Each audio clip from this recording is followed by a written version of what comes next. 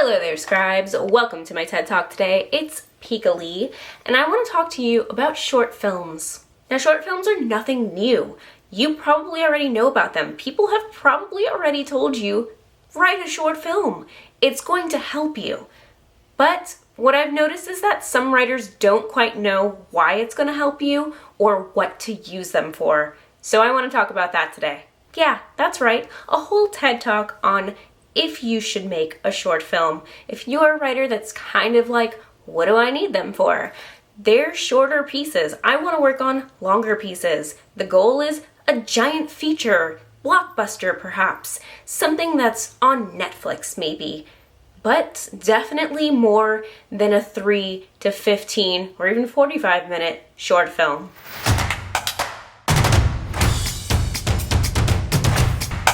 That's right, today I want to specifically talk about all of my reasons why you should make a short film. Now, if you've been to my channel before, you know that I don't really talk about how to write a short film or how to write good films. I mostly talk about the tools that you're going to need to build up that skill of storytelling, not about the technical aspect. I'm more about the mindset and basically the growth aspect. So stick with me because all of these tips, like I said in the beginning, are really not about how to write a good short film. It's more about how you can use it to your advantage, what they're used for typically in the field when you become a professional, and a little bit about what to expect when you're creating this for whatever path you're taking in your career. So hit that like button, subscribe, and let's get settled in so we can talk about short films. Now, before we really get started, let's talk about what a short film is. And yes, I had to do the rolling intro because it's kind of fun, so just bear with me. So what is a short film? A lot of people think that a short film is just a scene from a movie. Partially true. The reason I don't say it like that is because I don't want to confuse you into thinking that a small scene of someone walking out of their bedroom is going to be that short film. What happens in between that? Maybe them getting ready for school, and then that's your whole short film. Just getting ready for school or something like that. Some small, insignificant scene.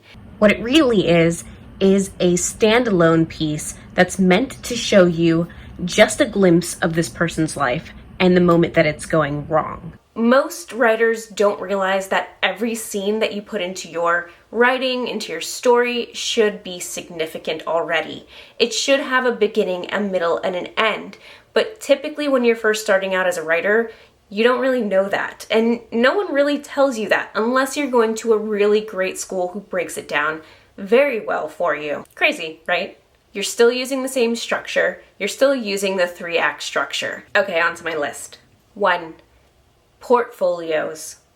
So this is great for building portfolios. Having short films is something that represents a finished project, and that's ultimately what you're going to want to display to people. You're going to want to show them that you were able to go from script to screen in a coherent way, and having something that's basically produced, whether it's short form or it's something that's student-based, is a great way to have that building block that just shows your creative skill and your marrying of the technical skill with a collaborator of some sort, whether it was you who filmed it or students that you hired or you gave your script to go ahead and film it. When you're in film school, pretty much all short films are what you'll be doing, and this may be for class. You just want to make sure you continue to do that after school. It's going to be a long journey for your writing to get picked up into the professional space. So while you're waiting, make as many short films as you can. And it's something that you hear a lot today because we're in a digital world and it's so much easier to just buy a really great camera that shoots literally 4K, take it and run. You've got so much equipment available to you literally at just Best Buy. It's a lot easier as the years progress. And that's a great thing. I mean, if you think about all of the people who used to make short films back in the day, who are huge producers, directors, and so on, screenwriters and all, they used to pick up their home camera, which back then wasn't easy to get onto a computer the way that it has always been for all of my life. And they still made these really tiny films. And that was something that got them noticed. So remember that keyword, being noticed, you want to be noticed by having a portfolio. And plus, they're a lot of fun. Also, highly recommend being in your short films. It's really eye-opening to see what the actors go through, and it shows you on a smaller scale how every department functions and how important and necessary they are. Everything that you did just leads up to where you're going to be in the future. Don't think about your present self, think about your future self. 2, practice script to screen translation. This goes with what I just said not too long ago about making sure you see how every part of this comes into play, what it looks like when it goes from inside your brain to on the screen, and how it plays out in front of audiences. It's really, really eye-opening, and I think it's so worth it to keep that in mind.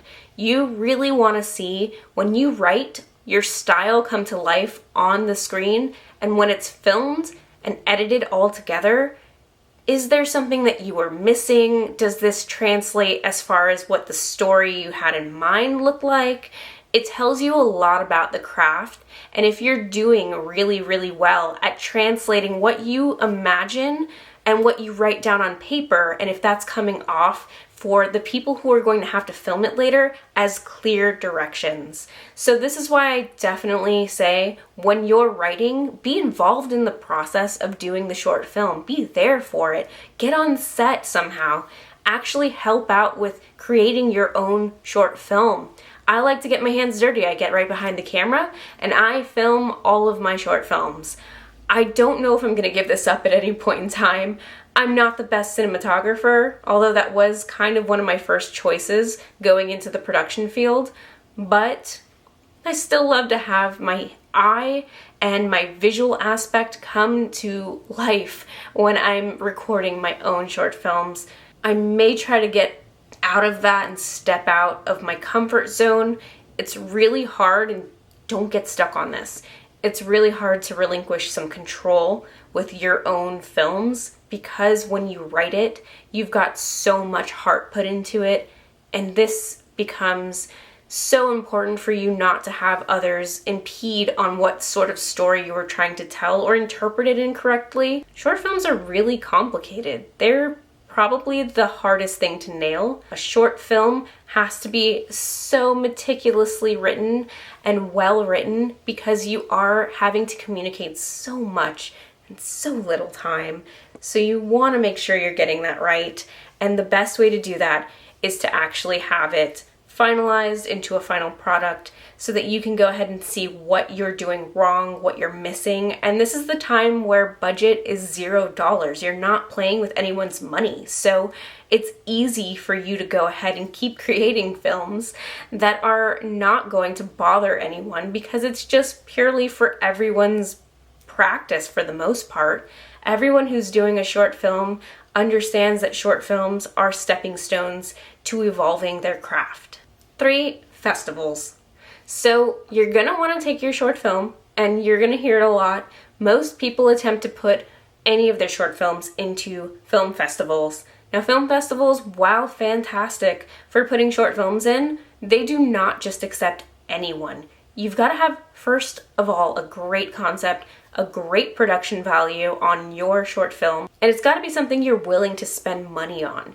And money, I mean as in paying for film festival fees, because there are some that do have fees. This can gain you so much industry access, because sometimes at the large ones, kind of like the Cannes Film Festival or the Sundance Film Festival or the Tribeca Film Festival, those are usually stocked with people from the industry who are looking for fresh new voices and who are ready to take them and maybe make them into a full film. They're looking for writers, they're looking for the crew who produced a really great film, who maybe has won some awards at this festival, to be breakout faces. So remember, there's tons of perks to getting your short films into film festivals, and I don't suggest you focus strictly on film festivals right when you start making short films, but let it be a goal. 4, grants for full films. Yeah, I know I said it. Full film, feature film, what you wanted, the big project we're all just hoping for, right? Well, if you make a short film, there's a really great potential for using it as sort of a pitching stepping stone for a full feature-length film. Now, there's a ton of local programs that if you look into in your state or your local county may be providing really cool arts grants for short films or for completing a full film, or basically competitions, which I talk a lot about, but competitions are another way of getting basically grant money or fund money so that you can create a full-length feature film for yourself off of the concept that you've created a short form narrative for. Are you starting to see why short films are so important? I hope so. Yes, I'm talking about money. Having a short film already produced also does help for, if not going for grants, having a concept film for someone who might be a producer to go ahead and take to someone who can get money to make it. Proof of concepts are something that are widely used in the industry and really great for presenting your idea in a way that's more easy to digest and see exactly where you're headed tonally and visually with your story, and if it's right for them and if they want to put any sort of investment money into it. So consider what the use of your short film is going to be for. Do you want it as a proof of concept for a larger film? Do you want it as basically a sample of what you can do for your writing? Do you want it as just a portfolio fluff? Because all of us need a little extra content to have, and it shows that you're a capable writer. So figure out what you would like to use your short films for. There's a number of reasons why they're so great to have and why you shouldn't skip out on doing a short film for anything, really. Like, highly recommended. Don't try to get out of it. It's really hard to write, but seriously, you're gonna thank me. And if you take this advice and you make a short film, I don't care if it's off of your iPhone or your flip phone. I don't know if flip phones even have that capability, but whatever it is, you link me to it because I want to watch it and I want to support you.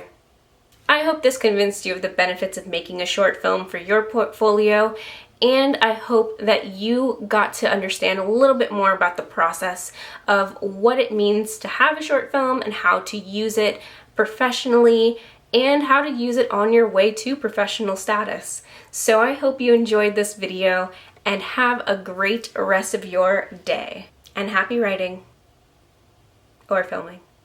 Yeah. Proof of concepts are really great for having in your portfolio because it's great to ingest it. It's great to ingest your films.